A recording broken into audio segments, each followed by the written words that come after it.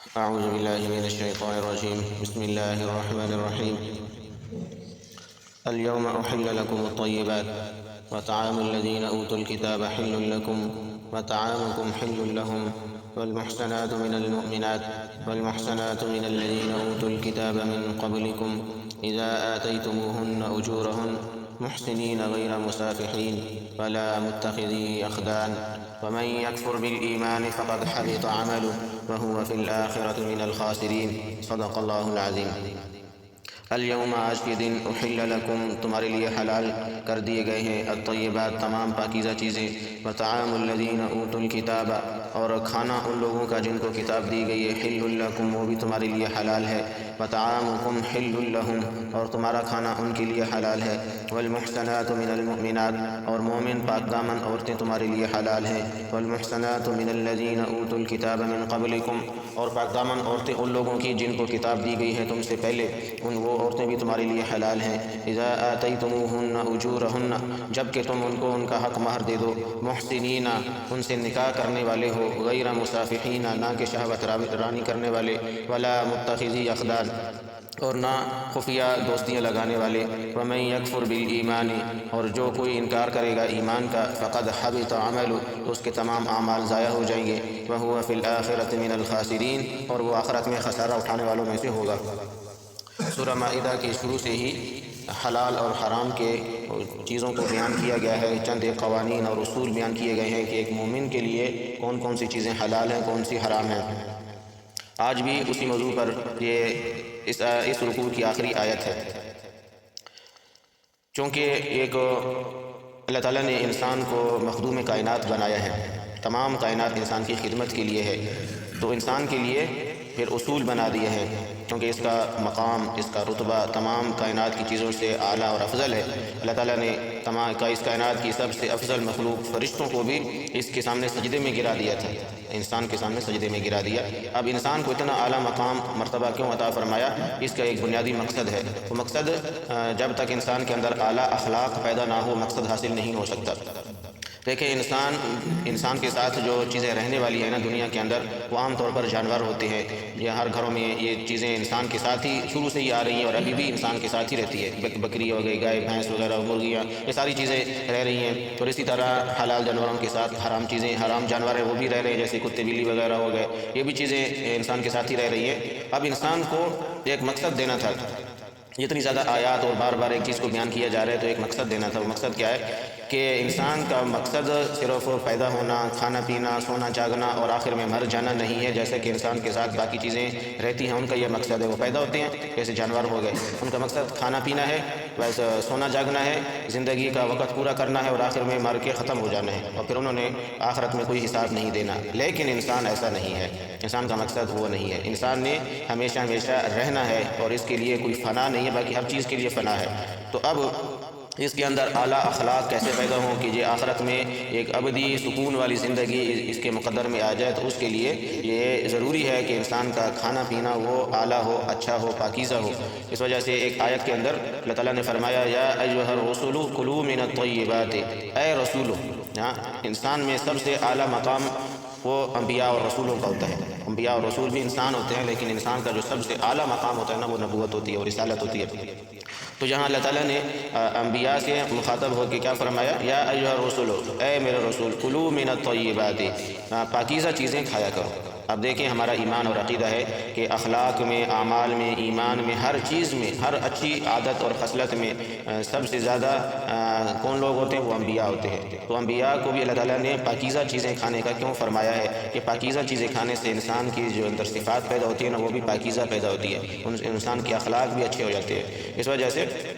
یہاں ایمان والوں سے بھی یہی خطاب ہے کہ پاکیزہ چیزیں کھاؤ۔ اگر اپنے اندر ایک بہترین عادات اور صفات پیدا کرنی ہے، وہ پاکیزہ چیزیں یہاں بیان کی گئی ہیں، وہ کون کون سی ہیں، اور اس کی مکمل جو فہرست ہے وہ سیرت کی کتابوں کے اندر موجود ہے۔ ہم نے جو شروع کیا تھا انشاءاللہ کچھ دنوں بعد شروع کریں گے مغرب کے بعد، کہ ہمارے نبی کا کھانا پینا کیسا تھا۔ کھانا پینا کیسا تھا، کون کون سا تھا اور طریقہ کار کیا تھا، یہ ساری چیزیں وہ بہت لمبا چیپٹر ہے، ہم لوگ اس کو زیادہ اہمیت نہیں دیتے ہیں، لیکن یہ بہت زیادہ اہمیت دینے والی چیز ہے کہ انسان کے اندر جو اچھی عادات اور صفات پیدا ہوتی ہے نا، اس کا بنیادی جو چیز ہے وہ کھانا پینا ہے، کیونکہ کھانے پینے سے انسان کو قوت ملتی ہے، پاور ملتی ہے۔ اگر کھانا پینا اچھا ہوگا تو اس سے جو قوت ملے گی وہ اچھے کاموں میں صرف ہوگی۔ اگر کھانے پینے کا ہمیں طریقہ ہی معلوم نہیں ہے اور یہ بھی پتہ نہیں ہے کہ کھانے پینے کیا چیز ہے، پھر انسان کے ساتھ جو جانور رہ رہے ہیں نا، انسان کے اندر وہی صفات پیدا ہو جائیں گی۔ پھر ایسے لوگوں کے بارے میں اللہ نے کیا فرمایا، اولئک کالانعام بل هم اضل، یہ لوگ تو جانوروں کی طرح ہیں بلکہ جانوروں سے بھی گئے گزرے ہیں۔ اس وجہ سے اس بارے میں احتیاط کرنی چاہیے۔ یہ سیکھنے کی چیزیں ہیں کہ ہم نے کون سی چیز کھانی ہے، کیسے کھانی ہے، اس کا طریقہ کیا ہے، یہ ساری چیزیں سیکھنے سے تعلق رکھتی ہے۔ الیوم، آج کے دن، احل لکم الطیبات، حلال کر دیے گئے ہیں تمہارے لیے تمام پاکیزہ چیزیں، یعنی جو انسان کی طبیعت جس کو اچھا سمجھتی ہے نا، ایک سلیم الانسان فطرت، انسان کی جو طبیعت ہے، ہر انسان کی نہیں، ایسے بہت سارے ہزاروں لاکھوں انسان آپ کو ملے جو کتے بلی کو بھی کھا جاتے ہیں، سانپ بچھو کو بھی کھا جاتے ہیں، ہر چیز کو رگڑ جاتے ہیں، ایسے لوگوں کے بارے میں نہیں۔ ایک سلیم الفطرت، اچھی نفیس طبیعت والا انسان، اور وہ ان میں سب سے اعلیٰ انبیاء ہے، اس کی طبیعت کو جو چیز پاکیزہ لگے نا، اس کو اچھی لگے، وہ ساری کی ساری چیزیں حلال کر دی گئی ہے، جیسے دودھ ہے، پانی ہے، شہد ہے، بکری کا گوشت ہے، اسی طرح گائے بھینس کا ہے، اونٹ کا ہے، ہرن کا ہے، یہ ساری کی ساری چیزیں ہر ایک اچھی طبیعت والے نفیس انسان کی طبیعت کو یعنی بھلی معلوم ہوتی ہیں، تو یہ ساری کی ساری چیزیں حلال کر دی گئی ہے۔ اس کے اندر بڑی لمبی تفصیل ہے، ہر انسان سمجھ سکتا ہے۔ وَطَعَامُ الَّذِينَ أُوتُوا الْكِتَابَ حِلٌّ لَكُمْ، اور کھانا ان لوگوں کا جن کو کتاب دی گئی ہے وہ بھی تمہارے لیے حلال ہے، یعنی اہل کتاب کا جو کھانا ہے، یعنی یہود اور نصارہ، بنی اسرائیل اور عیسائی، آج کے زمانے میں جن کو یہودی بولتے ہیں، ان کو عیسائی بولتے ہیں، ان کا کھانا پینا وہ بھی اس امت کے لیے حلال کر دیا گیا ہے، اور اس امت کا یعنی امت محمدیہ کا کھانا پینا ان کے لیے حلال کر دیا گیا ہے۔ اس کے اندر تھوڑی سی تفصیل ہے، دیکھیں کہ یہود اور نصارہ دونوں اہل کتاب ہیں، ان کے اوپر اللہ تعالیٰ نے آسمانی کتاب نازل فرمائی۔ یہود کے اوپر تورات نازل ہوئی تھی اور عیسائیوں کے لیے انجیل نازل ہوئی تھی، اور ایک اور قوم تھی وہ ختم ہو چکی ہے ابھی، جن کے اوپر زبور نازل ہوئی تھی، داؤد علیہ السلام کی امت، وہ ان کا ابھی وجود نہیں ہے۔ تو اس وقت اہل کتاب میں سے 3 قومیں موجود ہیں، ایک تو مسلمان ہیں، اللہ تعالیٰ نے ان پر قرآن مجید کو نازل فرمایا ہے اور یہ قیامت تک کے لیے باقی رہنا ہے، اور اس کے اندر کسی قسم کی کوئی تبدیلی ناممکن ہے، ایک زبر زیر پیش کی شد مد کی تبدیلی بھی کوئی انسان نہیں کر سکتا۔ اور 2 قومیں اور ہیں، ایک یہود اور نصارہ ہیں، یہ 3 اہل کتاب ہیں۔ تو ان تینوں قوموں کے لیے آپس میں نکاح کرنا اور ایک دوسرے کے کھانے پینے کو استعمال کرنا جائز قرار دے دیا گیا ہے اس آیت کے اندر، اور یہ آیت عرفہ کے میدان میں 9 ذو الحجہ کو یہ آیت نازل ہوئی تھی، اور آپ صلی اللہ علیہ وسلم کا آخری حج تھا یہ، اس کے اندر یہ آیت نازل ہوئی۔ آپ نے فرمایا یہود کا کھانا تمہارے لیے حلال ہے، تمہارا کھانا ان کے لیے حلال ہے، نصارہ کا کھانا تمہارے لیے حلال ہے، تمہارا کھانا ان کے لیے حلال ہے۔ لیکن تھوڑی سی تفصیل ہے، وہ تفصیل کیا ہے؟ کھانے پینے سے جو متعلق چیزیں ہوتی ہیں نا، وہ 2-3 طرح کی ہوتی ہیں۔ ایک تو وہ چیزیں ہوتی ہیں جن میں انسان کا کوئی عمل دخل نہیں ہوتا، انسان صرف بیج ڈالتا ہے، وہ زمین سے نکل آتی ہے، جیسے فروٹ ہو گئے، سبزیاں ہو گئی، نباتات جتنی بھی ہیں، یہ ساری کی ساری چیزیں، یہ تو انسان کسی کی بھی استعمال کر سکتا ہے، بشرطے کہ وہ حرام ذرائع سے، حرام مال سے نہ ان کو اگایا گیا ہو، حرام مال سے، حرام طریقے سے حاصل نہ کیا گیا ہو، یہ تو کسی کی بھی انسان استعمال کر سکتا ہے۔ اس میں یہ نہیں ہوتا کہ یہ ہندو کی ہے، یہ یہودی کی ہے، نہ کوئی بھی دکان ہے اس سے آپ سبزی فروٹ لے سکتے ہیں، کیونکہ اس کے اندر انسان کا کوئی عمل دخل نہیں ہے، وہ اللہ کی پیدا کر دے تو حلال ہے۔ دوسری وہ چیزیں ہوتی ہیں کہ جن میں انسان کا کچھ نہ کچھ عمل دخل ہوتا ہے، جیسے زیتون ہے، زیتون کا جو بیج ہوتا ہے، پھل ہوتا ہے، وہ اس میں تو انسان کا کوئی عمل دخل نہیں ہے، اللہ تعالیٰ نے پیدا کیا ہے، لیکن اس سے آگے تیل نکالنا، یہ اس میں تھوڑا سا انسان کا عمل دخل آ گیا۔ اب کوئی یہودی ہے، کوئی عیسائی ہے، آپ اس سے یہ تیل لینا چاہتے ہیں، تو آپ اگر طبیعت آپ کو یعنی راضی ہے، آپ کو کوئی طبیعت پر گرانی نہیں ہو رہی ہے، تو آپ لے سکتے ہیں۔ اگر ویسے نہ لینا چاہیں کہ میں اس سے نہیں لیتا، میں کسی اور سے لیتا ہوں، تو آپ کو اجازت ہے، وگرنہ ان سے یہ چیزیں لینا جائز ہے، کسی سے بھی لینا جائز ہے، بشرطے کہ ان کا یعنی کوئی کراہت والی چیزیں نہ ہوں۔ ایسے کوئی بھی چیز، کوئی بھی انسان ایسا ہو، چاہے وہ مسلمان ہی کیوں نہ، کہ اس کا یہ تیل نکالنے کا یا کوئی بھی، آپ اس کے اندر آپ لمبی تفصیل دیکھ سکتے ہیں، اس کا طریقہ کار ہی ٹھیک نہیں ہے، میلا کچیلا رہتا ہے، اس کی صفائی ستھرائی نہیں ہے، تو انسان کی طبیعت اس کو پسند نہیں کرتی ہے، کراہت محسوس ہوتی ہے، تو ایسی چیزیں آپ کی طبیعت ہے، آپ لینا چاہیں تو لے سکتے ہیں، نہ لینا چاہیں تو آپ کی مرضی ہے، وگرنہ وہ جائز ہے۔ تیسری چیز وہ ہے کہ جو ذبیحہ ہوتے ہیں، گوشت ہوتے ہیں، تو گوشت جہاں اللہ تعالیٰ نے یہود اور نصارہ کا امت محمدی کے لیے حلال کر دیا ہے اور اس امت کو ان کے لیے حلال کر دیا گیا ہے۔ یہود اور نصارہ اگرچہ آج کے زمانے میں ان کی کتابوں کے اندر بہت زیادہ تحریف ہو چکی ہے، تورات کے اندر بھی بہت زیادہ تحریف ہو چکی ہے اور زبور کے اندر بھی بہت زیادہ، انجیل کے اندر بھی بہت زیادہ تحریف ہو چکی ہے، اور تحریف ہونے کے باوجود اپنی کتابوں پہ وہ عمل نہیں کرتے ہیں۔ ان کی عقائد اور ان کے اعمال وہ نہیں ہیں جو آج ان کی موجودہ کتابوں کے اندر لکھے ہوئے ہیں۔ پھر بھی دو چیزیں علماء فرماتے مفسرین، یہ سب کے باوجود چاہے وہ جتنے بھی گئے گزرے ہوں یہود اور نصارہ، جتنے بھی عقائد میں، اعمال میں، عادات میں، اخلاق میں گئے گزرے ہوں، دو چیزیں ان کی اور اس ہماری شریعت کی وہ مشترک ہے۔ وہ کون سی ہے؟ ایک ذبیحہ اور ایک نکاح۔ ان کے جو ذبیحہ ہے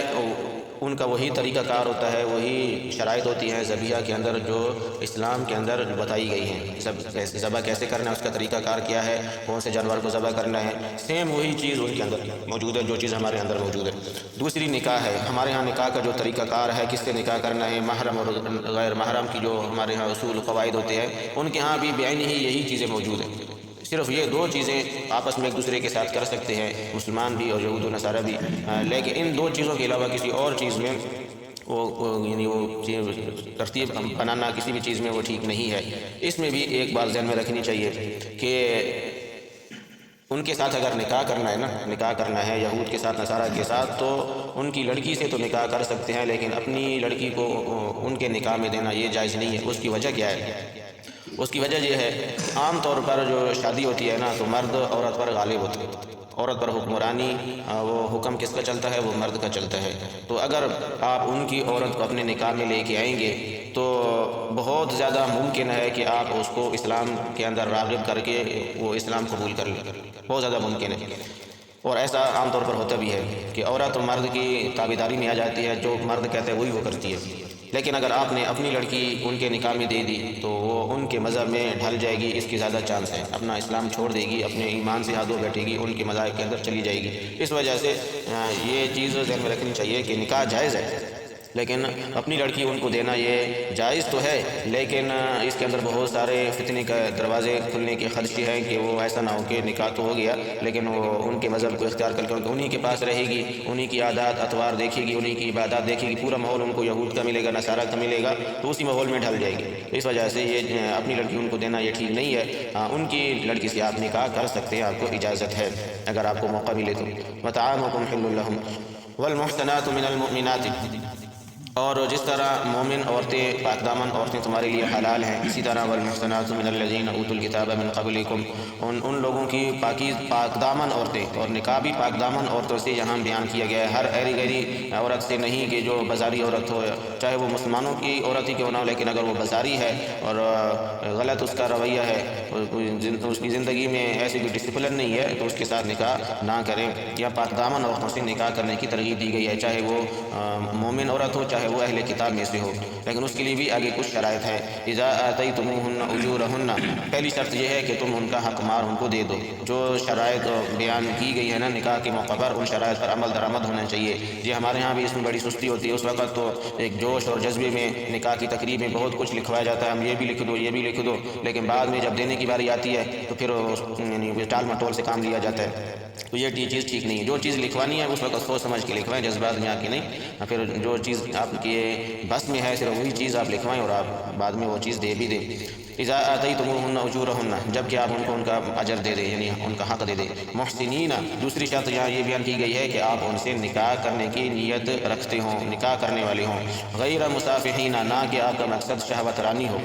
ایسا نہ ہو کہ آپ کا مقصد صرف اس سے شہوت کو پورا کرنا ہے، ہمیشہ نکاح میں رکھنا نہیں ہے، تو یہ آپ کے لیے حرام ہے ایسا نکاح کرنا، چاہے وہ ان کی عورتوں کے ساتھ ہو، چاہے اپنی ایمان والوں کی عورتوں کے ساتھ ہو۔ تو مقصد نکاح سے کیا ہوتا ہے؟ اپنے آپ کو گناہ سے بچانا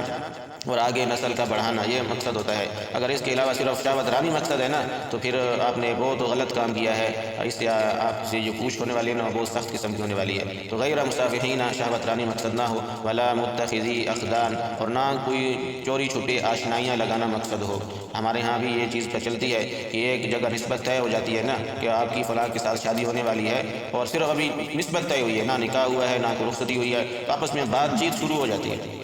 گپ شپ شروع ہو جاتی ہے، دوستیاں شروع ہو جاتی ہیں اس کے ساتھ بھی، اور لڑکیوں کے ساتھ بھی، عورتوں کے ساتھ بھی اس طرح کی دوستیاں، یاریاں وغیرہ ہمارے ہاں یہ عام طور پر یہ چیز پائی جاتی ہے، تو یہ بہت سختی سے منع ہے، سختی سے منع ہے، چاہے وہ اپنی ہونے والی بیوی کیوں نہ ہو، نکاح سے پہلے اس کے ساتھ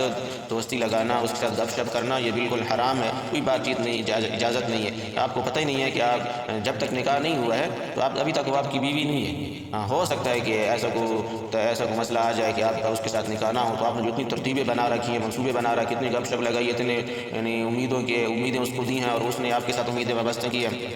اگر آپ کا اس کے ساتھ نکاح نہ ہوا، اس کی زندگی برباد، آپ کی زندگی بھی برباد۔ تو یہ چیز ہے کہ جب تک نکاح نہ ہو اس سے پہلے دوستیاں لگانا، گپ شپ لگانا یہ بالکل جائز نہیں ہے۔ وَمَن يَكْفُرْ بِالْإِيمَانِ، اور جس نے انکار کر دیا ایمان کا، یعنی جتنے یہاں اصول بیان کیے گئے ہیں، ضوابط بیان کیے گئے ہیں، یہ سارے کے سارے ایمان سے متعلق ہیں، تو ان میں سے کسی بھی چیز کا انکار کرنا، یہاں فرمایا ہے کہ جس نے ایسے ایمان کا انکار کر دیا فقد حبط عملہ، تو اس کے تمام نیک اعمال ضائع ہو جائیں گے۔ ان میں سے کسی بھی چیز کے خلاف کرنا، ان کا انکار کر دینا، انسان کی اپنی مکمل زندگی کی عبادات اور اس کے صدقات، اس کی تلاوت، اس کا حج اور اس کا عمرہ، اس کی ہر نیکی ضائع ہو جائے گی۔ یہاں قرآن یہ بیان فرما رہا ہے فقد حبط عملہ، تو اس کے تمام اعمال ضائع ہو جائیں گے۔ وَهُوَ فِي الْآخِرَةِ مِنَ الْخَاسِرِينَ، اور وہ آخرت کے اندر خسارہ اٹھانے والوں میں سے ہوگا۔ اس نے زندگی میں